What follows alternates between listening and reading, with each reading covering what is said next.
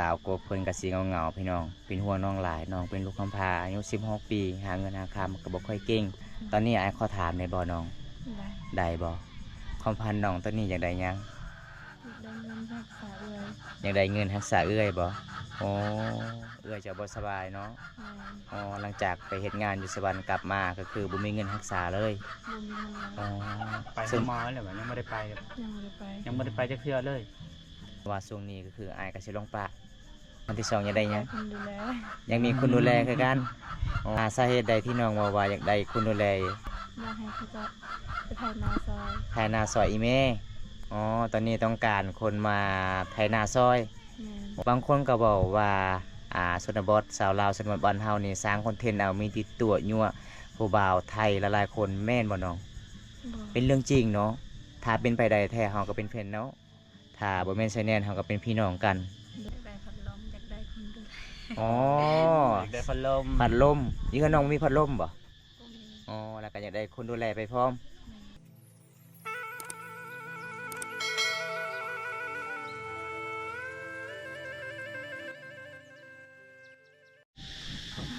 สบายดีสาวกก สบายดีเป็นยังไงน้องคือสีเงาๆไอ้มาหอมนี่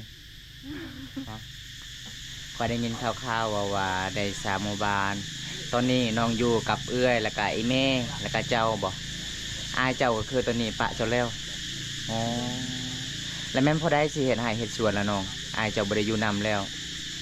เขาจะแม่ก็บ่เจ้ากับแม่บ่ส่วนเอื้อยเจ้าคือไปเฮ็ดงานอยู่สวรรค์กลับมาเลยบ่น้องกลับมากลับมาแล้วเป็นยังไงเราบ่สบายหรือว่าเราได้เงินเดือนดีกลับมาบ้านเฮาบ่สบายบ่สบายอีกโอ้หลังจากที่อ้ายของเจ้ากะสีลงปะเนาะปะเอื้อยแล้วก็ปะน้องแล้วก็ปะไอแม่ทุกคนเลยมีแต่ผู้หญิงเนาะเฮือนเจ้าเนาะอ๋อน้องเป็นลูกกำพร้าทุกคนเห็นแล้วก็สงสารปกติบอมตามายิ้มมายามน้องกับมีเอื้อยไผ่แล้วก็มีอ้ายเด้อทุกคนมาหอมนี่น้องกะสีเงาๆพี่น้องบอมตากะเดินทางก็คือได้ยินทางสามหมู่บ้านเขาเจ้าบอกว่าเศร้ากกทางลูกคำผ้าทุกคนเลยอ้ายกะสิปะแล้วใส่ชีวิตตามลำพังอยู่กับอีเมแล้วก็เอื้อยมีแต่ผู้หญิงหาเงินหาคำบ่เป็นเลยเนาะอ๋อทุกคนเป็นยังไงรู้สึกหลังจากที่อ้ายลงจากเพื่อนเฮาเสียใจหลายบ่น้องเสียใจเนาะอ๋อ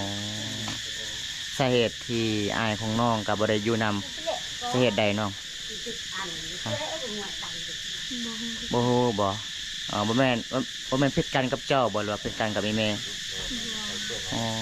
อยู่นำกันบ่เข้าใจกันก็เลยแยกเพื่อนอยู่เนาะอ๋อนี่เด้อทุกคนเด้เห็นแล้วก็สงสารน้องหลายเลยพี่น้องถ้าผู้ใดจะดีก็คือฝากดูแลน้องเด้อพี่น้องมีแต่ผู้หญิงอยู่เฮือนอยู่ศาลนะทุกคนเพราะว่าเอื้อยไผกับอ้ายเพิ่นก็สิลงปะแล้วพี่น้อง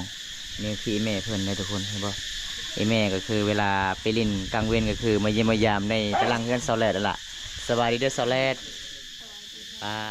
ใครที่เจ้ามีหมู่เสาแลดไปนำเนาะใครบ่มีหมู่ก็คือเจ้าอีพอกับบ่มีเด้มีแต่เงากับเงาอย่างเดียวเลยทุกคนบอมตามาเมื่อใดก็คือบ่คือแต่มาเมื่อนี้เลยทุกคนเลยมาเมื่อนี้น้องก็นั่งกับสีเงาๆแน่พี่น้องขินหอนไอพ่อคนที่จากไปแล้วก็ขินหอนอ้ายลงปากอีกทุกคนเลย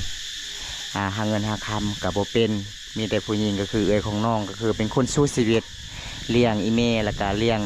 น้องสาวไปเฮ็ดงานเงินเดือนก็บ่ค่อยดีตอนนี้ป่วยอีกเนาะบ่สบายครับคืนมาบ้านแล้วก็สิมาแก้ฮีดบ่น้องโอ้ทุกคนเลย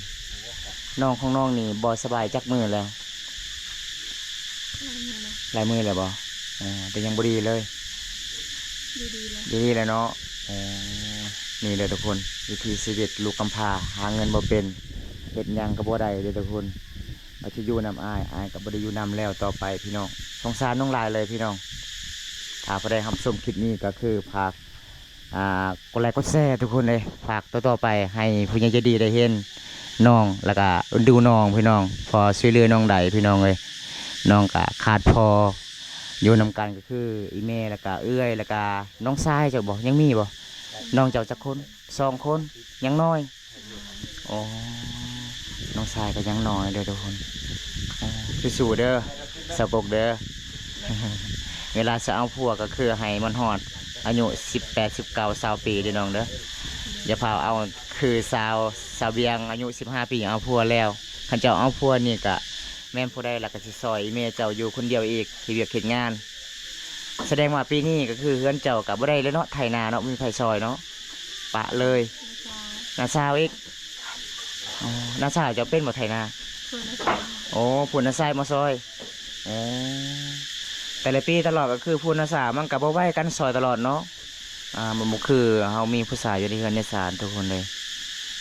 เป็นจังได๋หลังจากอ้ายของน้องลองปะมูลมั่งกับแบ่งกันบ่เนาะ แบ่ง แบ่งกันเนาะโอ้ยังใจดีเนาะไอ้แม่ ปกตินี่ผู้ใดปะไอ้พ่อไอ้แม่นี่คือเฮาบ่ได้ให้ได้มูลได้แบบบ่ได้อยู่นํกันเด้คันสมมุติว่าอยู่เฮือนเจ้าก็ยังมีไอ้ผู้ชายคนหนึงคนใดคนหนึงเอาเมียแล้วก็คือเฮาแบ่งกันอันนี้บ่มีไผเอาเมียเลยมีแต่เจ้าผู้หญิงพี่น้องคิดใจหลายเลยทุกคนเลยสงสารน้องหลายเลยน้องก็สิเงาๆแน่มาหอมนี่เป็นจังได๋ช่วงนี้ไอ้มามี FC คุยอยู่บ่ บ่มีเลยนี่ล่ะทุกคนตะกี้แต่ก่อนก็ยังมีเนาะ FC เสร็จลินเนาะเดี๋ยวนี้หลังจากอายบ่ดูอยู่นำก็คือ FC ก็บ่มีแล้วพี่น้องแต่ละมื้อน้องไปหาเงินน้องไปหาหยังบ่ได้ไปรับจ้างบ่อ๋อบ่มีแต่เฮ็ดเวียกเฮ็ดงานอยู่เฮือนอยู่ซ่านเอาทุกคนสงสารสาวกกคนงามหมู่บ้านภูนงมีเด้อทุกคนเลยมาเมื่อนี้ก็คือเอื้อยเพื่อนกับบอสบายอยู่เฮือนอยู่ศาลเวลามาบ้านตอนไปเฮ็ดงานก็คือเขาบอกว่าสลบเบื่อเจ้าบ่อ๋อ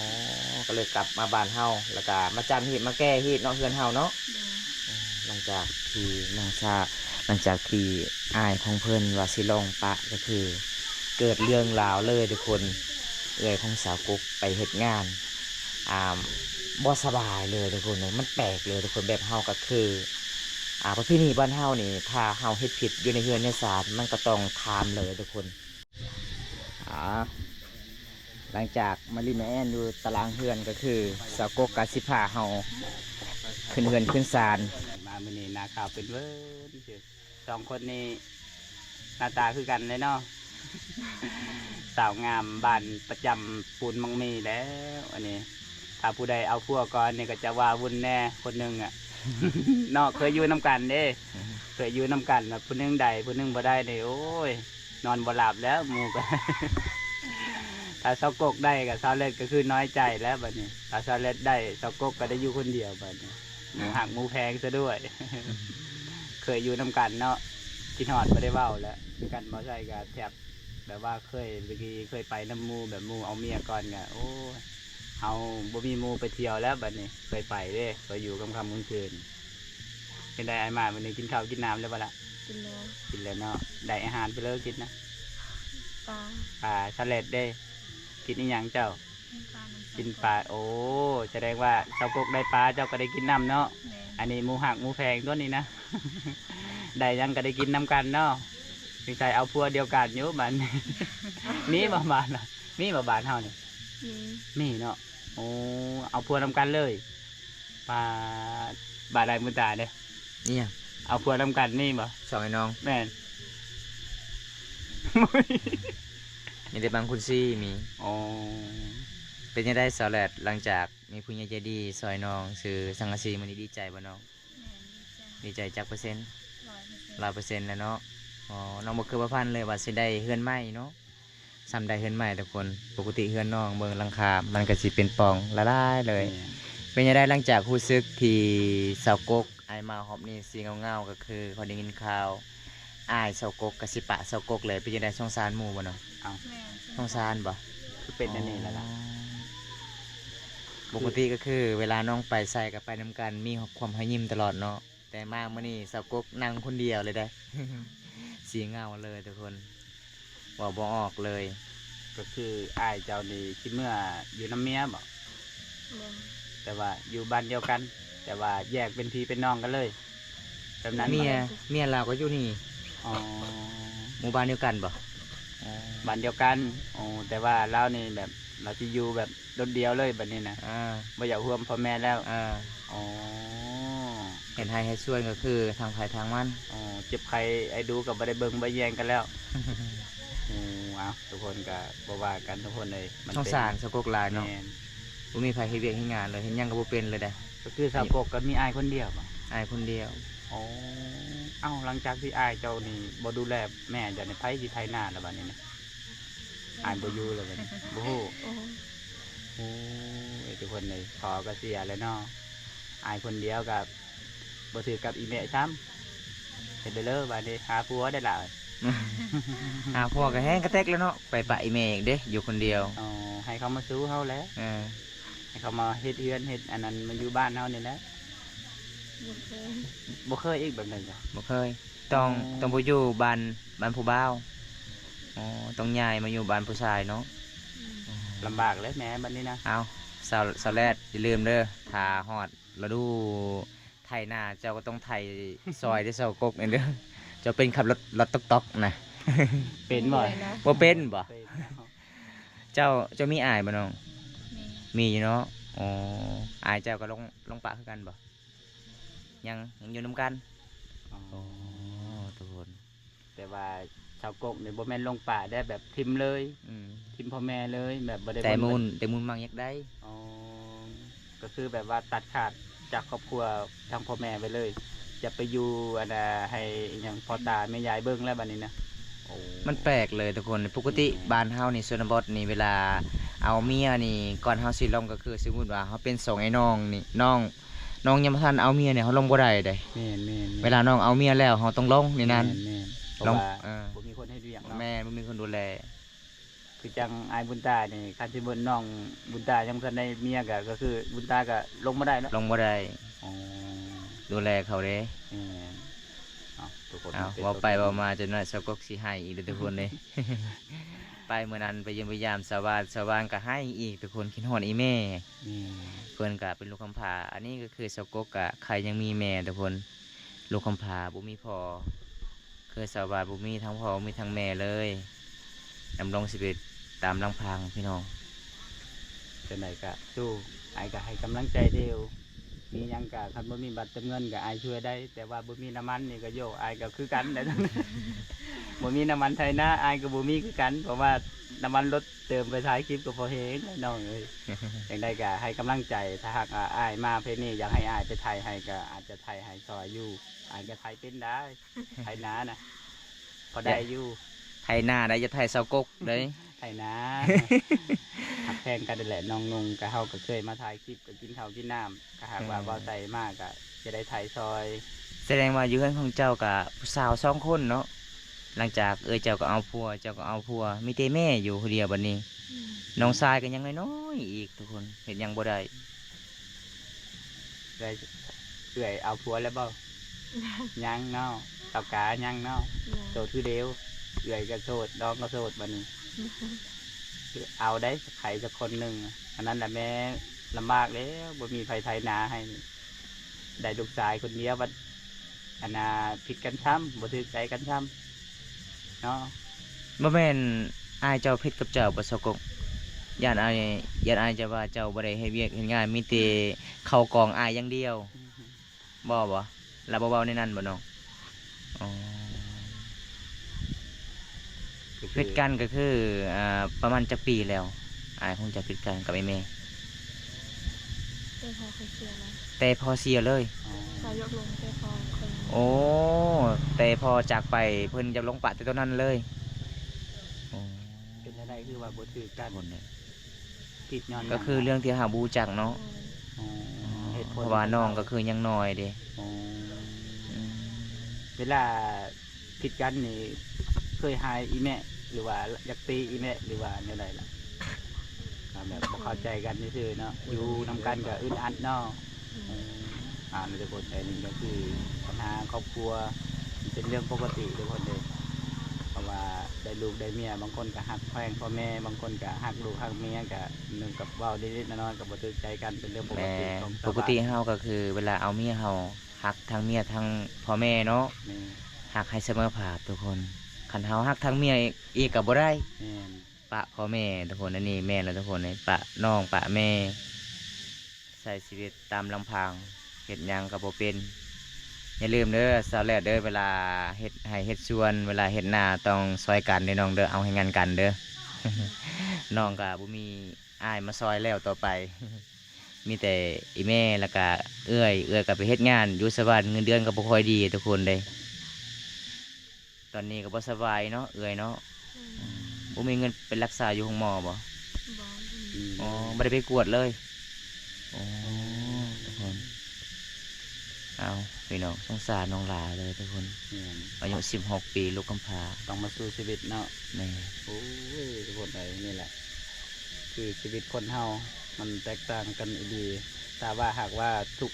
อันนั้นเนี่ยอื่นกับครอบครัวดีมีแห้งแบบสมบูรณ์ก็ถือว่าโอเคอยู่ได้เนาะ แม่ แต่อันนี้คือแบบครอบครัวกับทุกข์ยากแน่แต่ว่ามันเป็นแบบนี้อีกอะโอ้มันคิดหลายๆอย่างทุกคนจังใดก็สู้เด้อน้องเด้ออย่าคิดหยังหลาย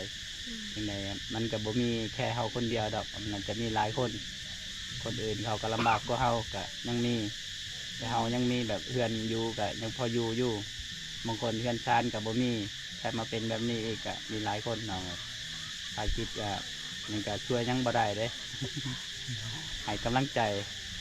ว่าสกกหลังจากไอพ่อน้องเสียประมาณจักปีแล้ว 1 ปีแล้ว 1 ปีแล้วโอ้แต่ตอนนี้พ่อน้องเสียก็คือ แต่เมื่อนั้นเลยอายเจ้าสิลงปะบ่ ตอนเคยเขาเคยยังอยู่เราสิลงแล้ว สิลงแล้วแต่ตอนนั้นเลยอ๋อทุกคนประมาณ1 ปีก็คือพี่น้องไอพ่อแน่เนาะ นี่ แล้วก็อายอีกสิปะทุกคนโอ้สงสารเลยทุกคนเลยปกติเฮามาแต่ละเถื่อมันต่างใดน้องเนี่ยมีความให้ยิ้มตลอดเลย แต่มาวันนี้ สีเงาๆทุกคน ก็บ่ว่ากันมันกับเมื่อยในใจคือกันทุกคนนะ แม่ น้องก็อายุยังน้อยแต่นี่ก็มาเจอปัญหาแบบนี้มันก็จะอธิบายให้ทุกคนยังได้แหละทุกคนนะถ้ ว่าบอกคือการเฮาเนาะ แต่นี่ก็ให้กำลังใจแล้วจะให้กำลังใจเลยแหละตอนแรกก็นอนนำกันอยี่บ่เสมอ2 คนนี่ เจ้าน้องผู้เดียวบ่เดี๋ยวนี้ นอนเคย นอนผู้เดียว โอ้ คือว่านอนนำกัน นอนผู้เดียว หลังจะได้บ่เหงาจะได้มีหมูลมกัน อ้าวสาวแลดสบายเราสิลงผู้บ่าวเด้ โอ้โห อายลงกับนอนผู้เดียวอยู่นั้น เออ อ๋อเรา2 คนนี่แยกกันนอนเนาะโอ้ตาเล็ดนี่แสดงว่ามีผู้บ่าวแล้วอยู่บนนอนนำกันเลย บ่ได้มีเวลาอายเคยลงเชื่อมเจ้าแลนมานอนนำกัน เออ จะ โด ได้ ย จะได้แบบบ่เหงา แสดงว่าต่อไปคือเจ้าก็สิได้นอนอยู่เฮือนสกกนี่เนาะต่อไปเนาะอ๋อจนสิเอาผัวเลยคือสาวดอนเด้สาวดอนก็คือได้ผัวได้ย้อนนอนอยู่เฮือนสกกเด้ แม่นบ่ เสน่ห์มันแห้งในเฮือนสกกนี่ได้ จะลองไปเบิ้ง บางเทื่อไปเดือนนี้เดือนหน้านี่ค่อยกลับมาเนี่ยแล้วจะเลือกเห็นบ่จะเลือกไปเลยเหรอเห็ด จะเลิกก็เอาผัวเลยปะ เอาแหละ อ๋อ ไปนำเขาเลย เอาผัวอยู่บ้านใด เก็กลิ้นบ่ ดี แกงเล่นไปสู้ผู้บ่าวกลางคืนเลยโอ้ทุกคนเลยส่วนหลายเนี่ยเขาบอกว่าคันไปสู้ผู้บ่าวกลางคืนนี่เขาดอกบ่แพงนี่เนาะ มันเชื่อกับบ่ได้ แม่มึงเทื่อก็บ่ได้เลย เขาบ่ให้เนาะ เอ้าผู้สาวมักผู้สาวหลายเด้ โอ้ ก็เลยก็เจ้าก็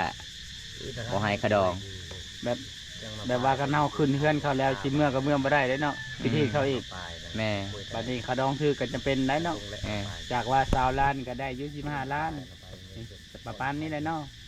ถ้า15 ล้านก็ซื้ออยู่ซื้อกิน บุญแล้ว แม่สิมาหาลางกับบุญแล้ว บัดนี้ซื้ออยู่ซื้อกินได้บัดนี้เพื่อแต่งดองอีกได้บัดนี้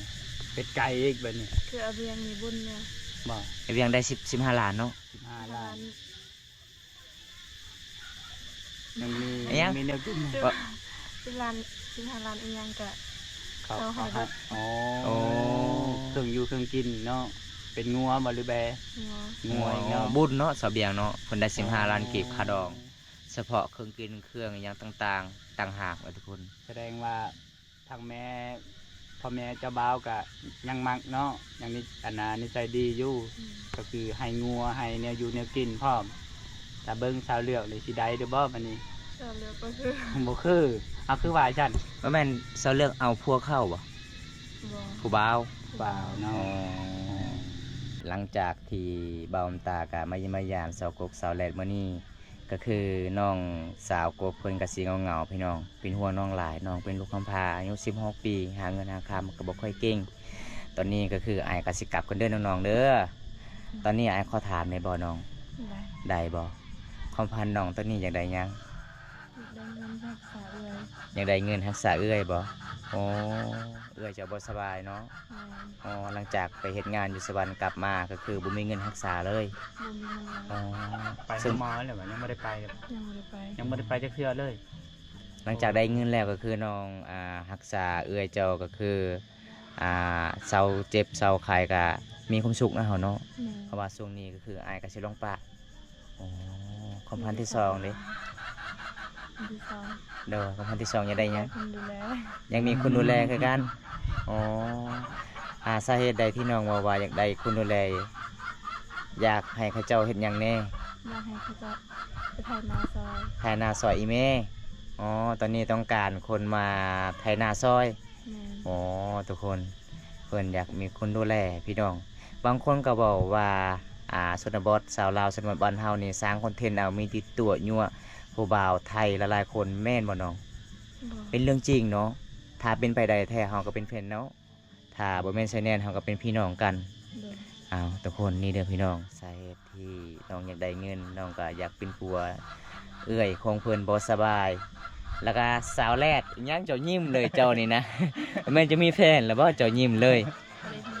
ตอนนี้ก็คือเจ้าได้หยังมื้อนี้น้อง แต่มีสังกะสี มีซังซี่แล้วเนาะ อืม ได้จักแผ่นน้อง 30แผ่น 30แผ่นแล้วก็ผู้ได้ให้เจ้า พูดเลยเปล่า เพิ่นใหญ่ใจดี อ๋อจากประเทศใดน้อง เขต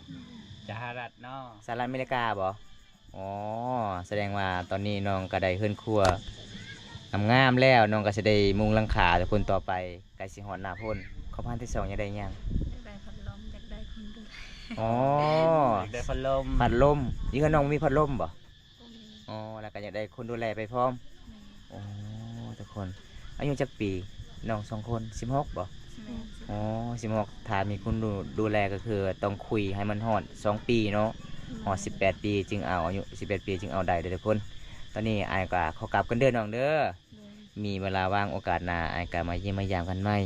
ถ้าพอได้รับชมคลิปนี้แล้วก็ฝากกดไลค์กดแชร์กดติดตามฝากเป็นกำลังใจน้องๆให้คลิปต่อๆไปด้วยทุกคน